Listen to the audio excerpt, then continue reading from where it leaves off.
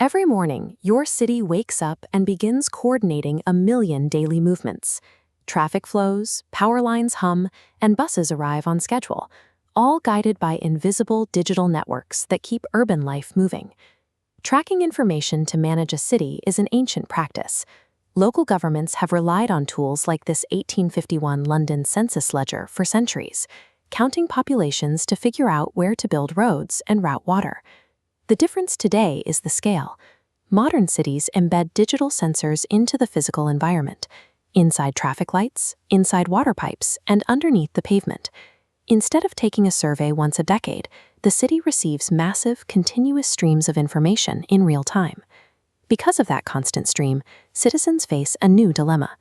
We all want our buses to run on time, but we also need a way to figure out exactly when helpful data collection turns into an invasion of privacy. Let's test this with a completely mundane object. Imagine a standard city garbage bin on a street corner, upgraded with a simple digital sensor inside. All this sensor does is ping the sanitation department when the bin is full. Instead of driving a loud, heavy garbage truck down every street, whether the bins need emptying or not, the driver gets an optimized route of only the full ones. Most people feel entirely safe around this technology. The sensor is only tracking a physical object, the volume of the garbage, and has zero interest in the people walking past it. We readily accept smart technology when it uses anonymous, impersonal information to make the logistics of our neighborhoods cleaner and quieter. Now, let's change the design. Imagine a second bin, right next to it, but this one requires you to swipe your municipal ID card before the lid will open.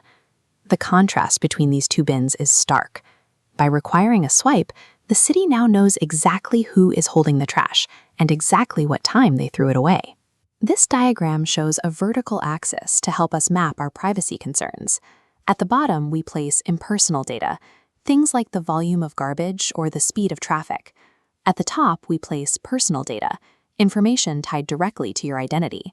As the information a gadget collects moves up this axis from anonymous to personal, the risk to our privacy increases rapidly. But the data itself is only half the story. We also have to ask why the city wants it, adding a horizontal line to our diagram. Let's say the ID swiping trash bin tracks your recycling habits to give you a discount on your local taxes. That lives on the left side of our map, labeled service. It feels like a voluntary, helpful exchange. Now imagine the city uses that exact same ID swipe to monitor your habits and automatically mail you a fine if you throw a glass bottle in the wrong bin. That places it on the right side of the map, under surveillance. The technology hasn't changed. The physical bin is identical. But our comfort level plummets because the primary goal has fundamentally shifted from just helping us to actively monitoring us. With this compass, we can plot exactly how we feel about different technologies. Down in the bottom left, we have air quality monitors. They collect impersonal data to provide a clear public service. We barely notice them. Up in the top right, you find things like facial recognition cameras used by law enforcement. They collect highly personal data for strict surveillance, drawing intense public scrutiny. And we can place everyday city apps, like the one you use to report a pothole using your phone's GPS, in the top left. You give up some personal location data, but you get a repaired street in return. This grid acts as a compass, allowing us to pinpoint the exact source of our discomfort when a new piece of technology arrives in our neighborhood. The real danger to a smart city is something called mission creep.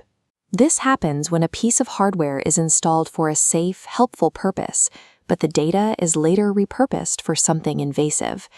This map uses geographic squares to aggregate historical crime data, helping police identify which neighborhoods need extra patrols. But the concern arises when that software is upgraded. Instead of anonymous blocks, the system builds risk profiles, targeting specific individuals before a crime even happens. The stakes of this shift are high. In 2012, the city of Dresden won an ironic Big Brother award for logging mobile phone traffic during an anti-Nazi demonstration, effectively turning a standard communication network into a tool for tracking protesters.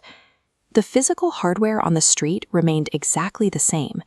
A simple change in how the data was analyzed turned a basic utility into a surveillance tool. Smart cities have incredible tools that save energy, clear traffic, and reduce waste. They require active, informed citizens to keep them operating fairly. Cities stay accountable through oversight. When local governments set transparent guidelines about how data is handled, citizens can confidently engage with their digital environment. So the next time a new sensor or smart kiosk goes up on your street corner, you don't need to be a software engineer to evaluate it. Just check your compass and ask 2 questions. What kind of data are you collecting? And exactly what purpose does it serve? By holding governments to these answers, we can build cities that are highly efficient, deeply connected, and respectful of the privacy making urban life possible.